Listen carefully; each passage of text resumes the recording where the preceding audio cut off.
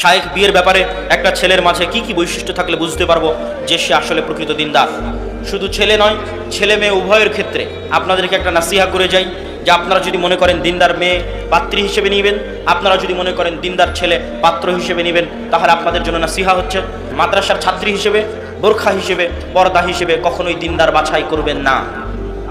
আবারও বলি, মেয়েদের দিনদারিতা দেখার জন্য কখনোই মাদ্রাসার ছাত্র, কোরআনের হাফেজ, দাওরা পাশ এবং পর্দা দেখবেন না। কি দেখবেন? মেয়েদের দিনদারিতা দেখার জন্য মেয়ের মাকে দেখবেন, মেয়ের খালাকে দেখবেন, মেয়ের ফুফুকে দেখবেন।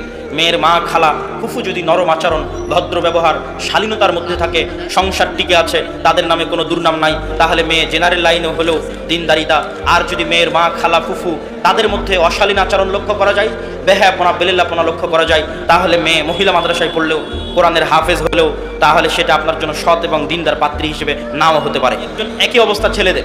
ছেলের মধ্যে সৎকে, যার বাবা সৎ, যার দাদা সৎ, যার চাচা সৎ, যার আত্মীয় স্বজন সৎ, সে সৎ। মাদ্রাসায় পড়লো কি, আলেম হলো কি, এটা দেখে লাভ নয়। ছেলের বাবা কেমন, ছেলের দাদা কেমন ছিল, এটা দেখলেই যথেষ্ট।